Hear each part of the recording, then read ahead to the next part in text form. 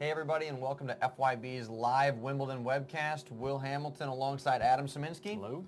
We had the women's semis today. We know who's going to be in the women's final. We do. Who is going to be in the women's final? Well, before we get to that, fine. And before some housekeeping we get, before we get to that, right? Before we get to the men's semis tomorrow, I want to thank Championship Tennis Tours for putting on this event.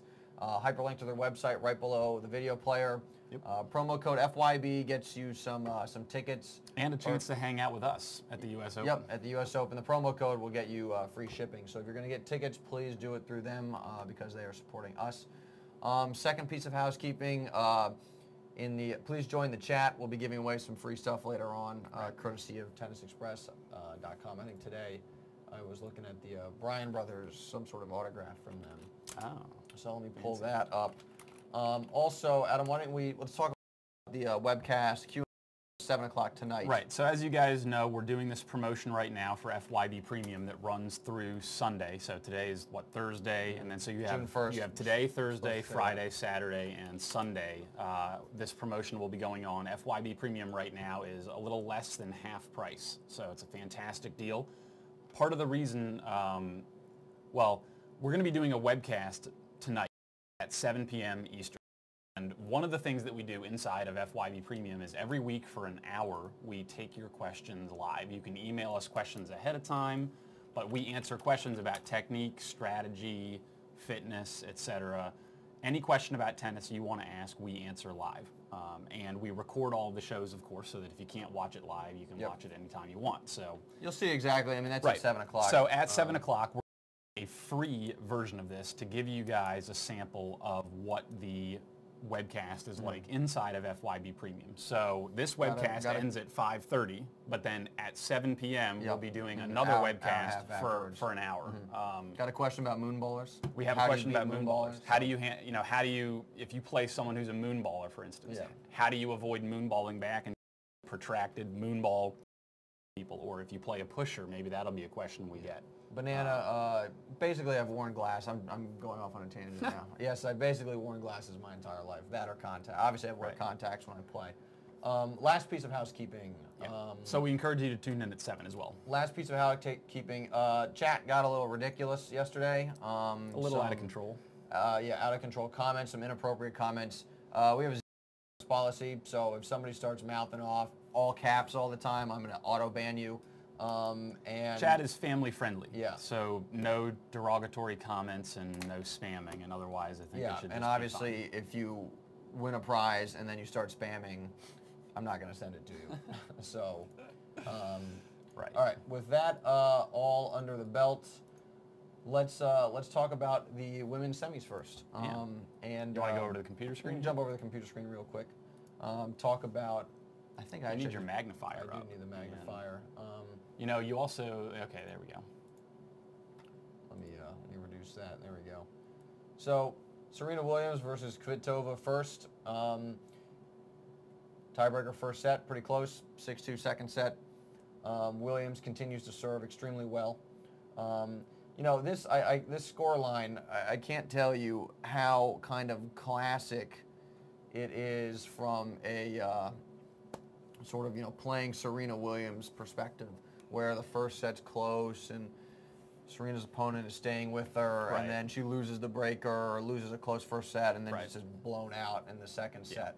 Happened with Na Li in the quarters, where she lost 7-5. She got broken after being up 40-love on her serve. Na Li was up, or Li Na, reversing that. And then she just came apart in the second set. So this was again like another standard Serena Williams win, where she she wins the first and then it's just over. She kind of puts her foot on the gas, and her opponent loses focus. So pretty classic. We have a little bit of lag right now with the computer screen coming through, so I'm not sure how 100% useful that's going to be. Well, we can ask this webcast, but yeah, guys, if there's a little lag, let us know in the chat. My feed is paused, so I can't tell if it's laggy or not. Sure. No comments yet. But yeah, with that in mind, I don't know how much more I have to add regarding the Williams match. It really was just very standard. Yeah. We can clip over real quick and look at Zvonareva Pironkova, which went 3 sets. Zvonareva dropped the first and then sort of found her form 3 and 2. Both players serve pretty well, and the stat sheet is relatively, relatively similar.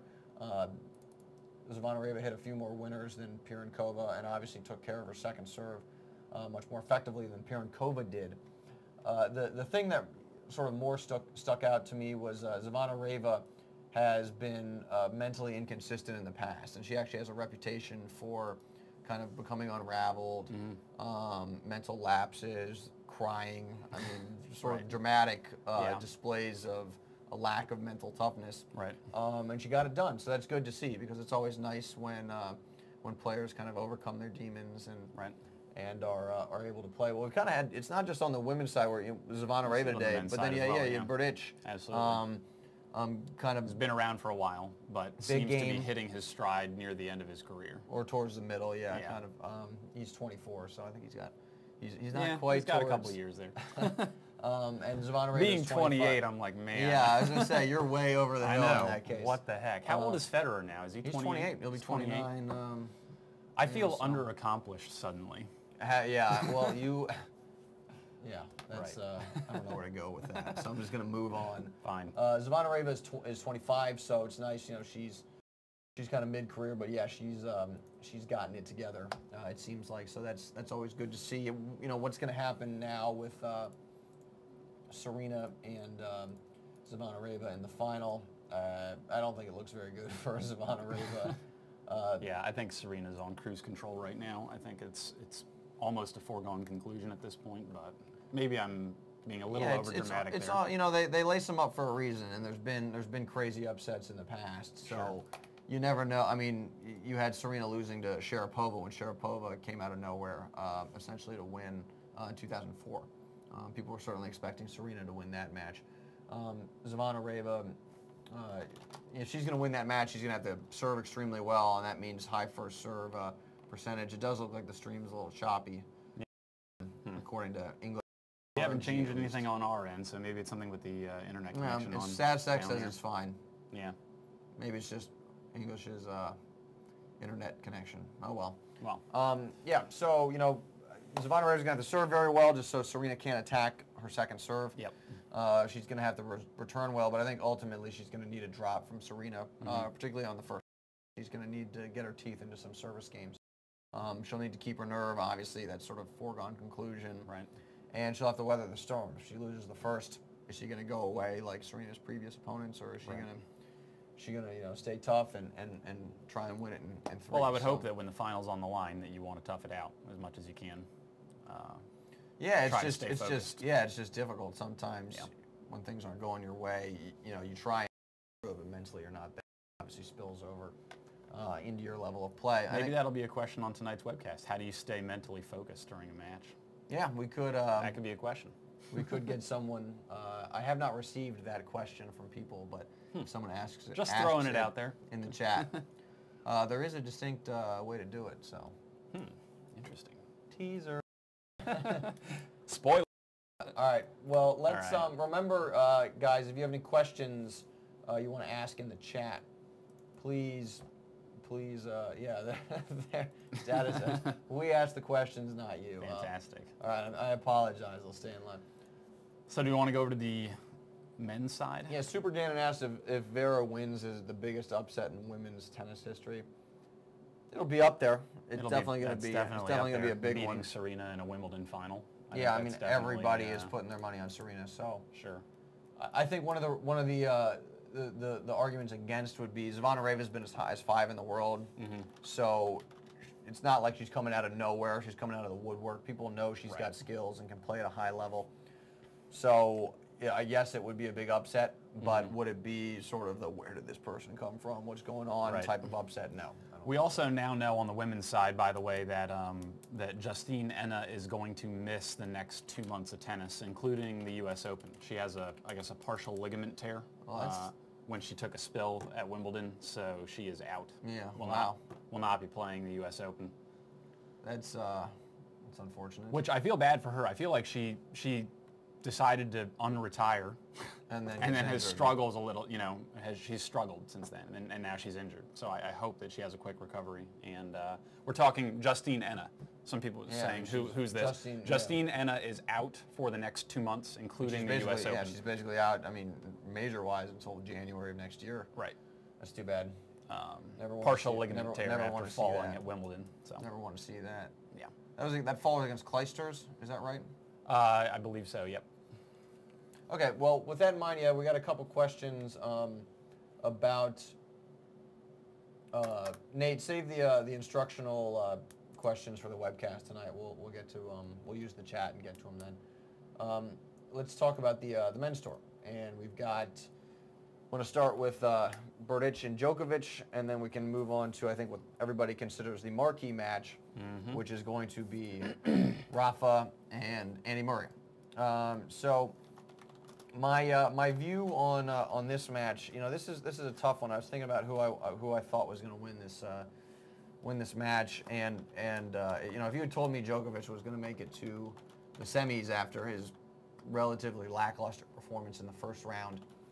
Against Rokas, I would have bet money against that. But he's really started playing well. He's serving well, which is good, and not just obviously because you need to serve well to perform on the men's tour, but that's going to give him a big boost of confidence, which is so important on the men's tour. So he's been serving relatively effectively, 63% against Yen-Sung Liu, and he's just been generally playing well. I mean, he obviously destroyed Liu in their quarterfinal match, and I think he matches up. I wouldn't say better than against Berdych than Federer, but I don't think he'll make the same mistakes that Federer was making. Federer only converted 1 out of 8 break chances and didn't return particularly well, particularly the second serve. Let me clip over to the computer screen right there and blow up that. So we just give you guys a picture of there's the remaining men's draw right there. Right Berdych, Djokovic on top, Murray, Nadal on the bottom. Oops. And we should we should get those. They'll both be good matches, I think. Yeah, I expect Djokovic to beat Berdych. It's a tough one to call. I mean, I do think Djokovic is going to, like we said before, return better, particularly off a second serve. And I think that's going to be huge for Djokovic to get his teeth into a lot of service games. I think if Berdych didn't serve amazingly well from a percentage standpoint, I think it was 58%. Let me double check that against Federer. But that's going to give Djokovic some looks. So it's 58%. And Dilarovsky asks in the chat, why is Rafa seeded number 2 if he is the number 1 player in the world? Wimbledon just sort of makes rankings based on who they think's gonna. It's sort of the actual rankings are just a guidepost, and then they say, well, this guy's the defending champion, won it 6 times. Right. So, which I think I don't have a problem with that, to be honest. But yeah, so well, I think. Interestingly, just thinking about it from this perspective, the world rankings don't necessarily might not make you the most money. In other words, you may want to structure your tournament in a way that is going to get you more money. Oh, if you're thinking at it from a matchup standpoint? Yeah, I mean, what if Federer? You don't want to seed Federer 3rd. Rafa first, because then Fed and Rafa are going to meet before the final. You wouldn't do that. That's an interesting question. I don't know how. I don't know. I doubt money plays much of a consideration. There's a lot on the line with those TV contracts and with ticket sales. I mean, that's Well, I agree with. Because if the integrity of the tournament's at stake. So if you were just seeding based on matchups, then no one would take it seriously. So I don't think. I think there's probably a mixture of I have to disagree with that. We'll agree to disagree. Yeah, we'll agree to disagree. Okay, so let's round out this Berdych match. Serving percentage, like we said, for Berdych, and then I think the X factors are Djokovic's health. You never know with that guy. Yeah. Where's he going to be? He was in the tournament with some health issues. After the treatment, he actually played well. Right. And then obviously. Berdych, is he going to keep his nerve? He did it against Federer, seems to be better at it, but still there's been questions in the past. A guy, over the course of a year doesn't change just like that. Right. So I think that would be something to look for. Second match. Chat real quick. Doesn't. Oh, here we go. There's a question real quick about Gilles Simon. Performing in 2001, will he get back into the top 10? That's a tough question. I mean, Simon is obviously a very talented player, but he's not very big. So the top of the rankings right now are littered with big hitters. So I think he's going to have a tough time navigating that minefield. I'd have to see where he is in the points standing as well. I mean, I know right now Songa is 10th, but you know, how far behind is Simon? EPAPS is here, one of our moderators. Fantastic. I'm looking at the rankings now. Eric has the power now. All okay. Right, so Eric is moderating. I mean, right now, Gilles Simon is ranked 32nd with 1,300 points. And, you know, in order to break the top 10, he's got to get ahead of Songa, who has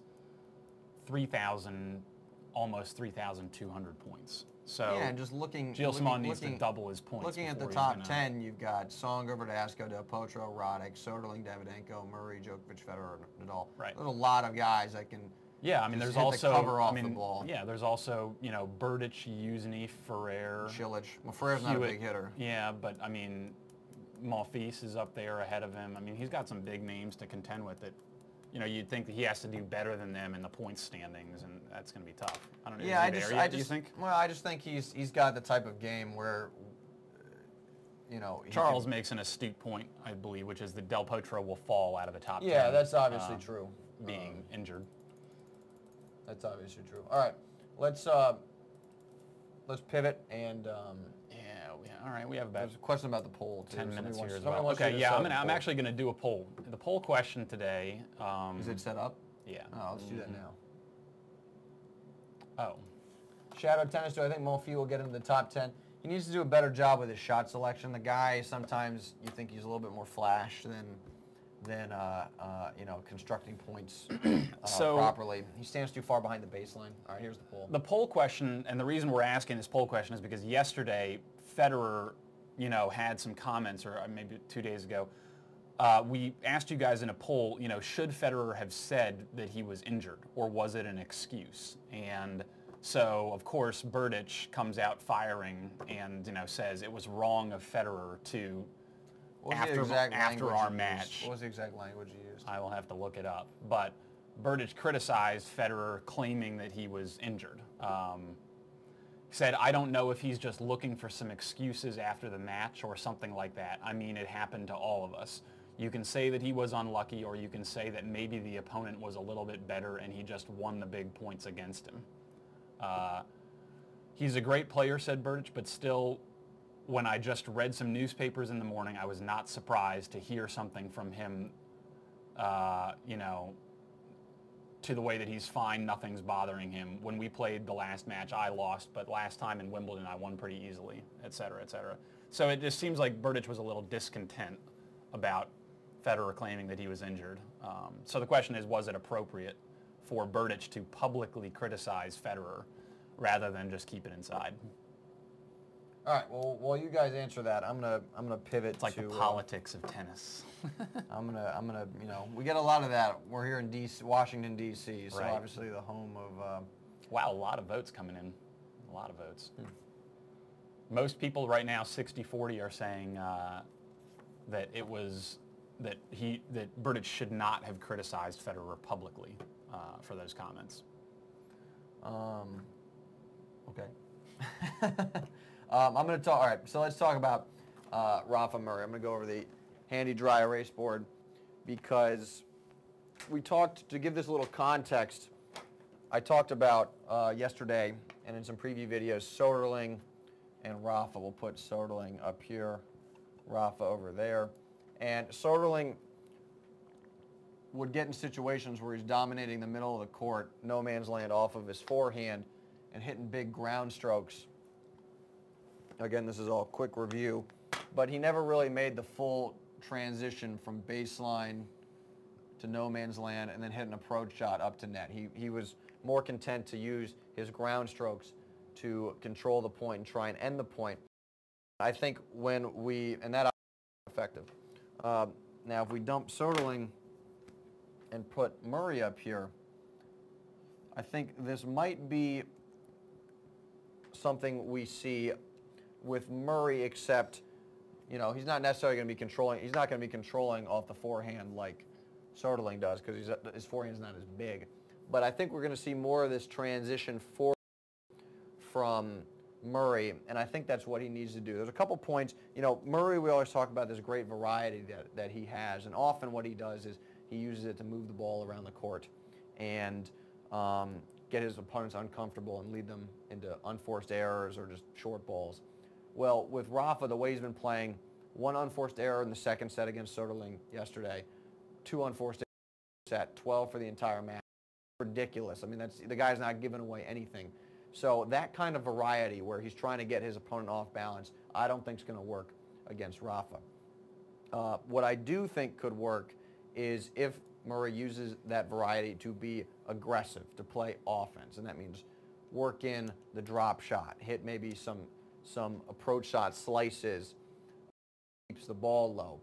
And I think off the backhand wing, something that he did effectively in the Australian Open against Rafa when he was up 2-0 and then Rafa defaulted due to an injury.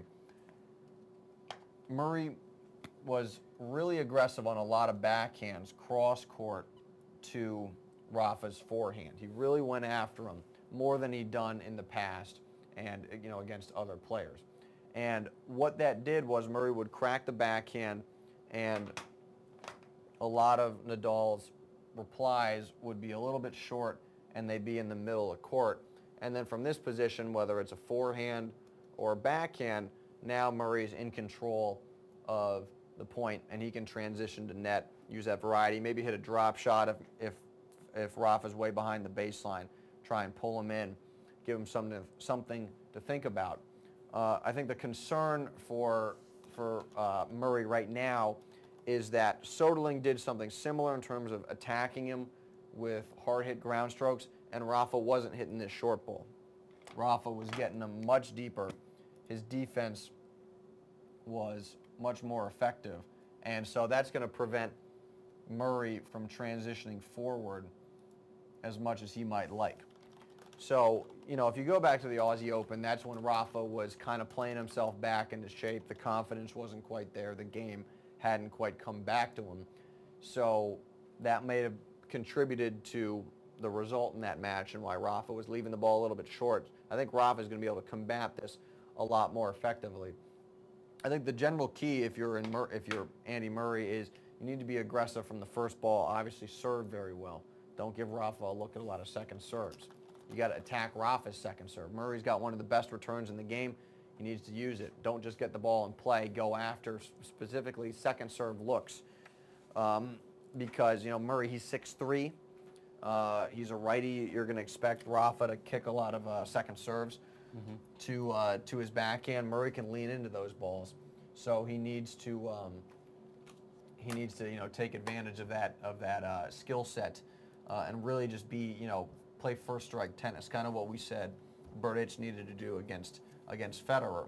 Well, I think that definitely applies in this instance, even more so considering Rafa is playing incredible defense, also playing incredible offense. I mean, his transitions from a defensive situation to offense have been phenomenal. I mean, the guy I think right now is the player left to beat, and you know, if I had to put money on it right now, I'd say Rafa wins the whole thing. Yeah. So were you pulling up another poll, or what was the? No. Oh, I thought you were configuring something. Well, you do have a question. No, I was participating in the chat. Oh, I see. Okay. I heard a lot of typing over there, so I was wondering what was going on. Furiously typing over here, right? We do have a question for our giveaway for today. We do. Right? Well, yes, okay, we do. We are going to give away Bryan Brothers a card with an autograph from both Bob and Mike. All right. It's courtesy of TennisExpress.com. Who are now out, unfortunately. The Bryan brothers are now so we got to dump them. We got to dump the merchandise. We got to get as are the Williams sisters. Out of the inventory. Williams sisters, Bryan brothers, both out on the doubles side. So that's kind of unfortunate. I was hoping for, you know, Venus and Serena to take the women's side in doubles, but yeah, well they'll have more opportunities. Sure. All right, well, let's do this question. So yeah, this is for a card autographed by both Mike and Bob. So this is a little bit of Wimbledon trivia for you. you know, earlier this year, Venus Williams had a little bit of a scandal with some of the outfits that she was wearing. Specifically, I guess you could call them the boy shorts, or, you know, whatever term you want to use. Who was the first person at Wimbledon to have an underwear scandal? It was a woman, and I want to know, you know, what year and what was the name of this woman? First underwear scandal at Wimbledon, and it actually caused Wimbledon's dress policy to be debated in Parliament. You following it? Mm-hmm. And this was also, by the way, after Life magazine published a photo of this woman at Wimbledon. You got him. I don't know what the answer is. All right, yeah, English Rog got the answer. Gussie Moran is the correct answer. Back in 1949. Right. 1949. Apparently the backstory, a little bit of Wimbledon trivia for you here, is that Gussie Moran originally asked for an outfit to be custom for her that would have one sleeve one color, the other sleeve a different color, and the skirt a completely different color. So a 3 different color outfit. Wimbledon said no, because their policy was that you had to be dressed in all white. So she went back to her designer and asked for a short skirt with ruffled lace underwear. And it was the first time to see someone's undergarments at Wimbledon, and it caused an immediate uproar. Life magazine published a photo calling her Gorgeous Gussie, and caused the dress code of Wimbledon to be debated in Parliament. She only wore the outfit twice the entire time, but it caused a huge scandal. English, I just messaged you with directions on like who to email and everything. Anyway, all right. So that is a question. Good job. All right, guys. Well, we're going to sign off and get prepped for 7 o'clock. So in an hour and a half, just come back and join us for the. Hey, that's good. Not about pro tennis, about these matches. It's about you know, just answering literally instructional questions, technique, strategy. Yep. You know, whatever. Again, it's the same thing we do inside of FYB Premium. So so we will see you guys in about an hour and a half. We're obviously going to record all of that. Will we be taking questions? Hold on, there was a question. Right. Okay. Yeah. So there was a. Will you take questions during the webcast or beforehand? We've taken them before. Email questions at fuzzyyellowballs.com. Questions at fuzzyyellowballs.com. We've Email already gotten a bunch. to us ahead of time. Keep in mind that we've gotten, EPAP's put it in there. We've gotten a lot of questions, so we're not going to be able to get to all of them. But if you ask a good question, there's a good chance I'll answer it. So, and then of course we'll be using the chat to stay on top of that stuff as well. Yep. So with that in mind, we will see you guys in. Yeah, you can also, by the way, you can ask questions about FYB Premium. You know, the way it's well, delivered, or the obviously, sign-up process, or anything like that as well. We're obviously going to be talking about that as well Sure. during the webcast, but it'll certainly be configured so you get an idea More of technique. exactly Yeah. what we're, what the feature is. The webcast at 7Gene is literally right here. It's the same right thing. It'll be right on the it's front page of exact same thing fuzzyyellowballs.com, as just like this is. This webcast. All right. Well, with that in mind, guys, we're going to sign off for about an hour and a half, and we will see you back here in or at 7 o'clock. At 7 o'clock. All Yeah. right, later. Bye.